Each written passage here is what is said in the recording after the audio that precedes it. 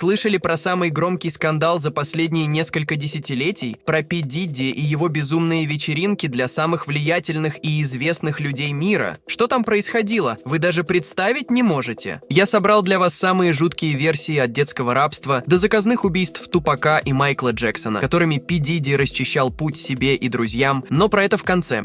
Шон Компс. Но давайте введу вас в курс дела. Кто вообще такой этот Пи Дидди или Паф Дэдди, как он себя иногда подписывал? Настоящее имя Шон Компс, и он является одной из самых ключевых фигур в музыкальной индустрии США. Ее теневой кардинал, как принято считать в звездной тусовке. С начала 1990-х годов он руководит своим лейблом Bad Boy Records, который стал настоящим инноватором, выпустив альбомы таких звезд, как The Notorious B.I.G. Combs. Также стоял за продюсированием треков для Мэрайи Кэрри и Дженнифер Лопес. Его талант в создании музыки неоднократно удостаивался наград, включая 3 премии Грэмми. Но, как вы понимаете, скандал возник не из-за его карьерных успехов. Помимо своего вклада в музыку, Дидди известен своими жуткими белыми вечеринками. Что там такого происходило? Просто содомия, как говорят сейчас. На эти мероприятия он регулярно приглашал целый ряд знаменитостей, включая таких как Леонардо Ди Каприо, Кардашьян и Леброна Джеймса, последний из которых открыто восторгался ими. Всех все устраивало десятилетиями. Но ситуация вокруг Дидди резко изменилась 17 сентября 2024 года, когда его арестовали агенты Министерства внутренней безопасности в Нью-Йорке по серьезным обвинениям, включая рэкет и торговлю людьми. Это расследование было инициировано после того, как бывшая девушка Дидди, Кэсси Вентура, подала на него в суд за домогательство и избиение, случившееся, по ее словам, в ноябре 2023 года. После ареста в интернете и СМИ началось активное обсуждение дела, породив множество слухов и теорий. В соцсетях его связывали с рядом громких убийств, обвиняли в негативном влиянии на карьеры Джастина Бибера и Ашера, а также находили сообщников среди таких знаменитостей, как Джей Зи и Бейонсе. Но что из этого правда? За что арестовали? Предлагаю начать с реальных обвинений. По версии следствия, Шон Компс обвиняется в серии серьезных преступлений, начиная с 2008 и до 2024 года. Используя свое влиятельное положение в индустрии и свою бизнес-империю, он якобы организовал торговлю людьми для сексуальной эксплуатации, принуждение к труду, совершение насильственных действий против женщин, поджоги, дачу взяток, а также препятствование правосудию. И тянет это все на пожизненное. По данным пресс-релиза Министерства внутренней безопасности США, Дидди обвиняется в похищении женщин, насилии и принуждению к участию в играх с другими мужчинами на протяжении нескольких дней. Он также якобы записывал эти действия на видео и использовал материалы для шантажа жертв, чтобы те подчинялись его требованиям. Следствие утверждает, что он распускал руки и подсовывал препараты для участия в чрезвычайно развязных вечеринках, которые он называл «фрик-оффс». Соучастниками этих деяний могли быть его ближайшие сотрудники, включая охрану, личных помощников и прислугу, которые, как предполагается, обеспечивали логистику преступной деятельности, включая бронирование гостиничных номеров для проституции и поиск новых жертв. Сам Пи Дидди отрицает все обвинения и пытался выйти под залог в размере $50 миллионов, однако суд решил оставить его под стражей. Белые вечеринки. Но давайте расскажу про вечеринки чуть подробнее. Пи Дидди организовывал знаменитые ежегодные белые вечеринки с 1998 по 2009 год, которые стали значимым событием в культурной жизни Америки. На эти мероприятия все гости приходили в белом, что и дало название этим собраниям. Среди посетителей были многие известные личности, такие как модель Пэрис Хилтон, актер Эштон Кутчер, телеведущая Опра Уинфри и певица Мэрайи Кэрри. Днем вечеринки напоминали традиционные светские мероприятия, куда приходили целыми семьями. Однако к ночи атмосфера кардинально изменялась. Рэпер Лекрей в одном из подкастов отметил, что многие гости предпочитали уйти до полуночи, так как после начинались гораздо более дерзкие развлечения. Сам Дидди однажды в ходе вечеринки призвал гостей вывести детей, чтобы взрослые могли без ограничений насладиться ночью. Особенно мало информации остается о так называемых фрик-оффс, второй более скандальной части вечеринок. Хлоя Кардашьян рассказывала, что на одной из таких вечеринок гости были «в чем мать родила», а Диди утверждал, что запирал двери и выключал кондиционеры, чтобы ускорить процесс опьянения гостей. Таблоиды время от времени публиковали фотографии с этих вечеринок, на которых Дидди заливал шампанским голых девушек, или как обнаженные женщины наливали алкоголь прямо в рот гостям. Певец Ашер, один из подопечных Дидди, поделился, что в свои 13 лет, живя у Компса, он стал свидетелем сцен, которые не должен был видеть в таком возрасте, и категорически заявил, что никогда не разрешил бы своему ребенку проводить время в компании продюсера. Хотите узнать, что творили звезды на этих вечеринках? Покажу в телеграм-канале, там есть на что посмотреть.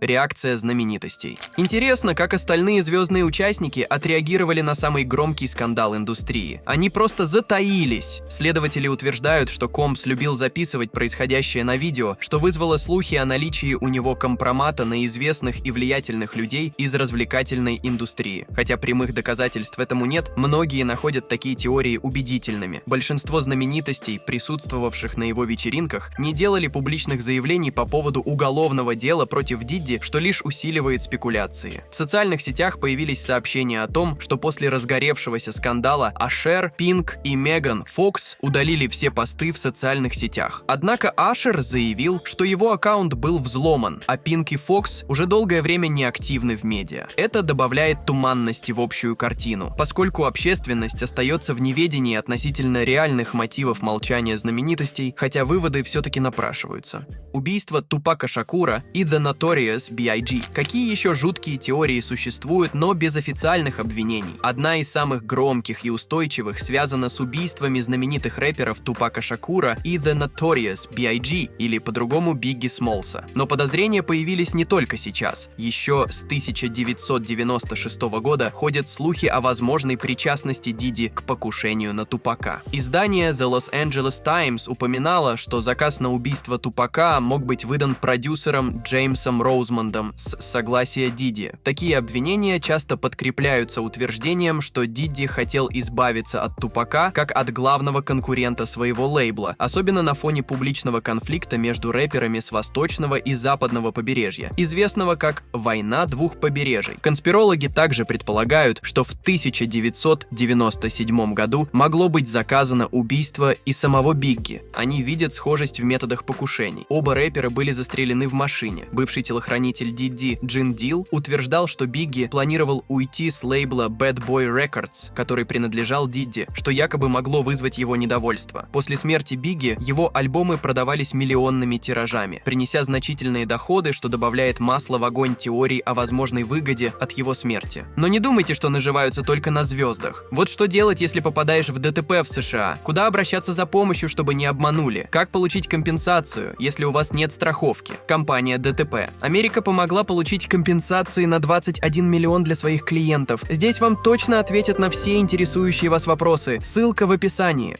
Джастин Бибер. Ну и куда без Джастина Бибера? Все началось с видео, на котором 15-летний Бибер, по мнению некоторых, выглядел неуютно в компании продюсера Пи Дидди. Сначала Дидди обещает провести с ним целый день, подарив крутую тачку, а потом юный Джастин еле ворочает языком. Это вызвало предположение о возможном домогательстве со стороны Дидди, ведь после этого Бибер старался избегать общества продюсера, не брал трубку от него, а на интервью замыкался при вопросах о становлении своей карьеры. Ситуацию усугубили якобы мемуары Ким Портер, бывшей жены Дидди, которые вышли после ее смерти и быстро стали бестселлером на Amazon. В книге Kim's Lost Words упоминалось о насилии над молодым певцом не из США, что многие в интернете расценили как намек на Бибера, канадца по происхождению. Однако дети Портер заявили, что мемуары фальшивые и призвали не распространять слухи о смерти их матери. Кроме того, посмотрите на клип песни Джастина Бибера «Ями», где он изображает себя на блюде, представляя ужин, на котором дети развлекают богато одетых взрослых людей. Есть даже кадры со съемок, где Джастин просто рыдает на съемочной площадке. Что это, если не травма? Комментарии самого Бибера по этому поводу пока отсутствуют, но ходят слухи, что он хочет дать большое и честное интервью. Надеюсь, что тогда все и прояснится. Майкл Джексон. Что сказать про теорию убийства Майкла Джексона, которую приписывают P. Diddy? Эта теория возникла в связи с песней J. Cole «She Knows», в которой обсуждаются смерти известных личностей, таких как Алия, Лиза Left Eye Лопес и Майкл Джексон. Некоторые интернет-пользователи предположили, что упоминание этих имен в песне может быть намеком на причастность знаменитостей к их смертям. Конспирологи заметили интересное совпадение. Диди, Джей-Зи и Бейонсе, которых они называют соучастниками, родились 4 числа разных месяцев, тогда как упомянутые в песне личности умерли 25 числа разных месяцев. Еще один доказательный элемент теории – созвучие настоящей фамилии Бейонсе с Knows, что намекает на то, что она якобы знает, кто стоит за этими смертями. Однако такие теории, как правило, строятся на спекуляциях и совпадениях, не подтвержденных фактами. Совпадение дат и имен никак не подтверждает связи между смертями известных людей и предполагаемыми убийцами. Фанаты Майкла Джексона и большинство рационально мыслящих людей считают эту теорию абсурдной. В действительности, Майкл Джексон почти не взаимодействовал с P. Diddy, и его смерть, признанная следствием как результат острой интоксикации пропофолом, вряд ли могла быть организованным убийством, связанным с другими музыкантами.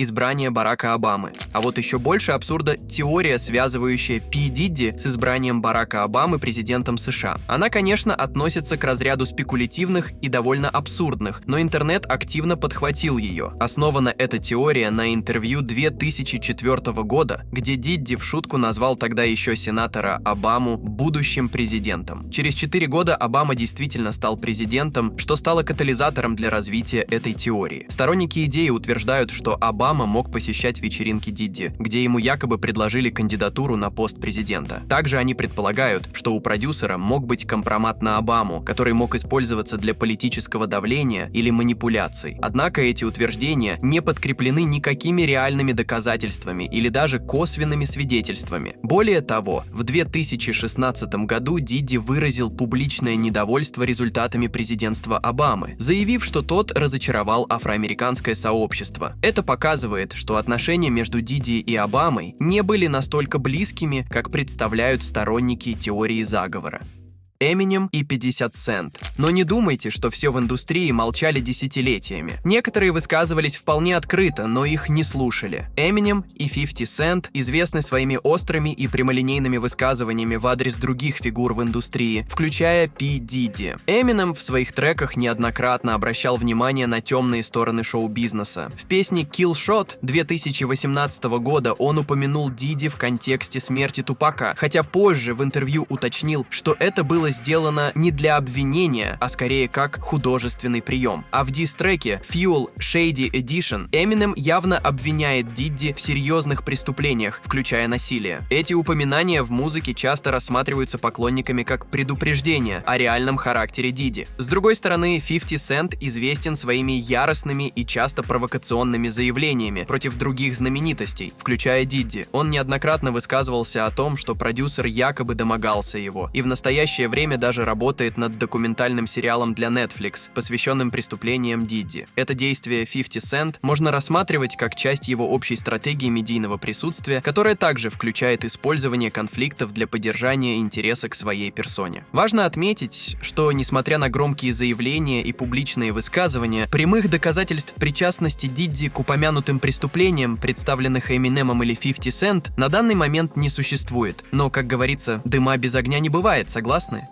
Канье Уэст. Не обошла эта история и Канье Уэста. Появилась теория, что он спас Тейлор Свифт от мести Бейонсе, Джей-Зи и P. Diddy во время церемонии MTV Video Music Awards 2009 года. Тейлор выиграла награду, что могло выбесить Бейонсе и ее друзей. Внезапно Канье Уэст вышел на сцену, прервав речь Тейлор Свифт, чтобы выразить свое мнение о том, что лучший клип сделала Бейонсе. Этот поступок вызвал массу негодования, и даже президент США Барак Обама назвал поведение Уэста неуместным, использовав слово «козел» для его описания. Как теперь считает общественность, Канье сделал это специально, чтобы смягчить реакцию Бейонсе и спасти Тейлор Свифт от возможной мести со стороны жуткой компании P. Diddy. Однако сама Бейонсе позже в тот же вечер выразила свои чувства, предложив Тейлор Свифт вернуться на сцену и поделиться моментом радости, вспоминая свою первую победу в составе Destiny's Child. Но было ли это искренне? Это остается большим вопросом, вокруг которого продолжаются спекуляции.